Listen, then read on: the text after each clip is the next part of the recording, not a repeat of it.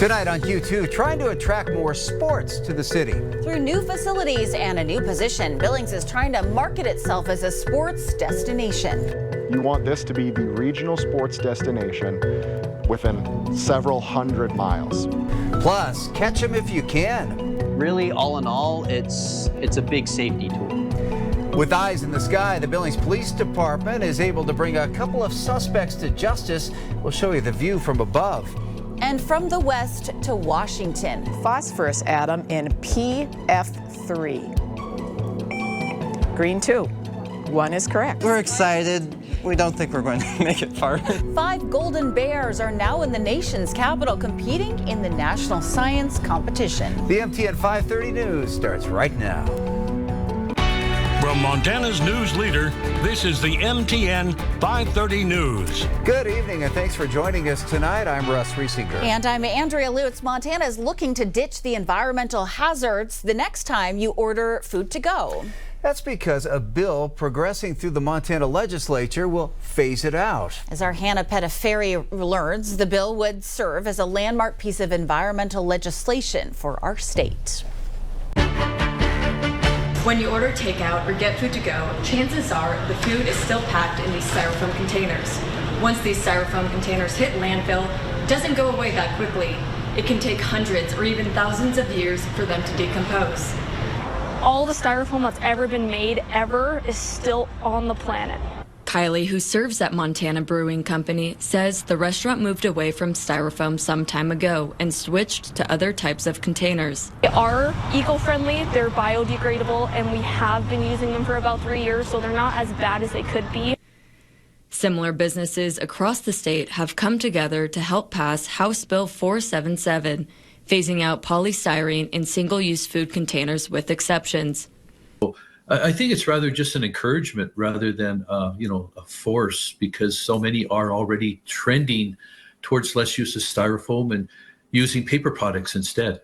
Senator Mike Yakowicz says some restaurants have already switched to compostable or recyclable packaging. Hopefully when we draft bills that we find that sweet spot, that common spot where we improve our environment as well as don't hurt our businesses. So that's what I hope about this bill. These businesses claim that this bill reflects a balanced approach that prioritizes public health and supports small businesses. Well, I hope the idea comes out that we're all generations, we're thinking about the environment, and we're trying to be both friendly to the environment and friendly to business. And the bill was introduced in February and has gone through the House, Senate, and is now awaiting the governor's approval. And even the code in statute for procurement for the state of Montana is moving towards recycling and moving towards products that can be more eco-friendly.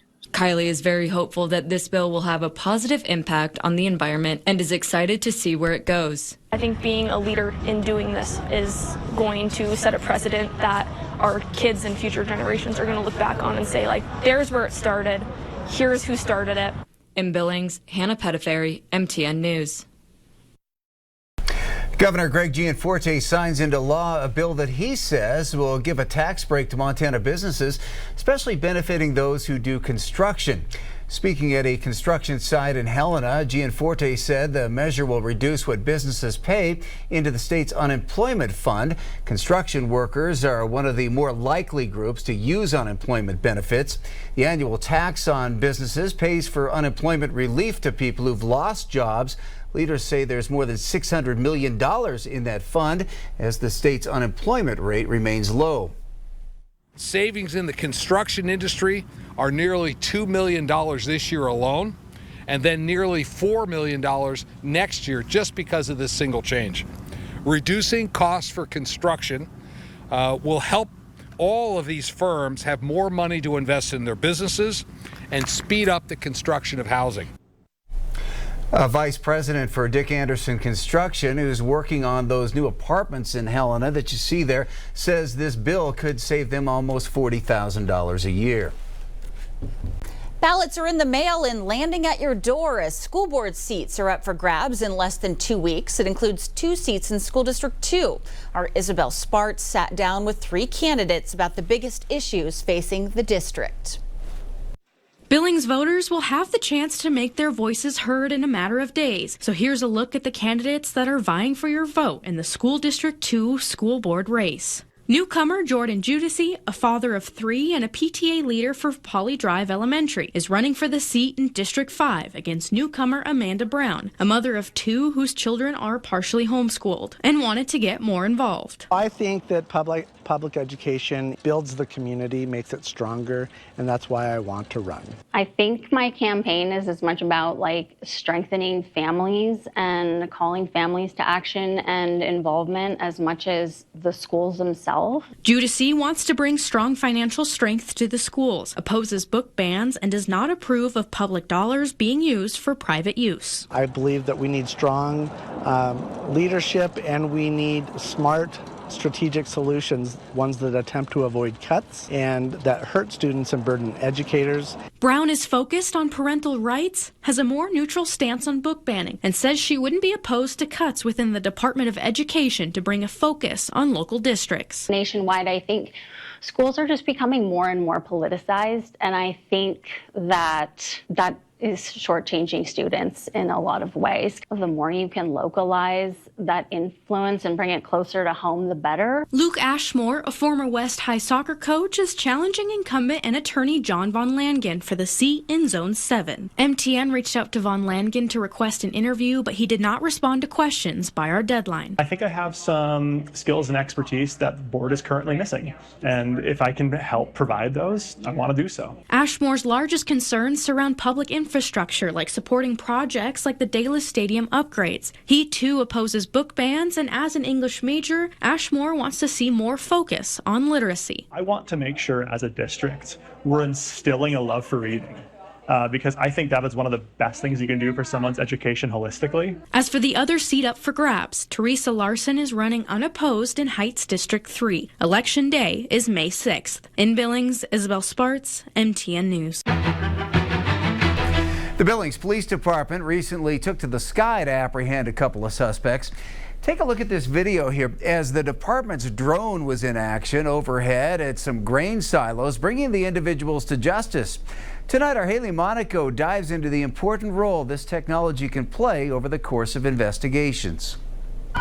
We often see Billings police officers driving on the streets, but when they have their eyes in the sky.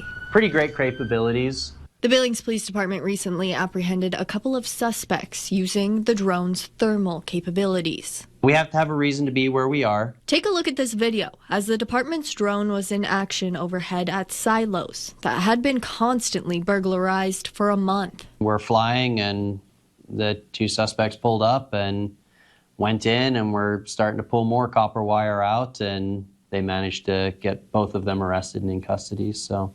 Lieutenant Shane Sheldon highlights the benefits of quickly being able to deploy drones, which the department has been using since the end of 2021. We had 782 flights last year, and it was like almost 120 hours of flight time. From flying drones indoors during standoffs. It's an officer safety thing. You know, we can put the drone in first, see if there's anybody in there. To relaying commands. I was able to pre-record, instructions.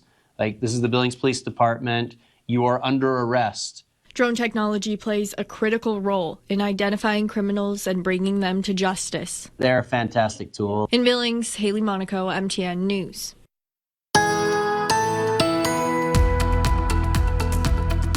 And good Thursday evening. Taking a look at our satellite and radar, lots of clouds on this Thursday. We're now 1 week away from the first day of May, but we're way below average temperature-wise. We've had some areas of light rain, a little bit of mountain snow, even some light snow and rain mixes were falling earlier today in Carter County, but that has now moved into northwestern parts of South Dakota, and even the rain showers between Billings and Sheridan starting to slowly but surely disappear, but the clouds aren't. We're still going to have those for a while. Temperatures today did not change very much because of those clouds. Had a seasonable low of 39, but we only rose to 46 degrees. Only trace amounts of rain around most of the Billings area. We have better chances for larger amounts of rain. Your 7-day forecast coming up.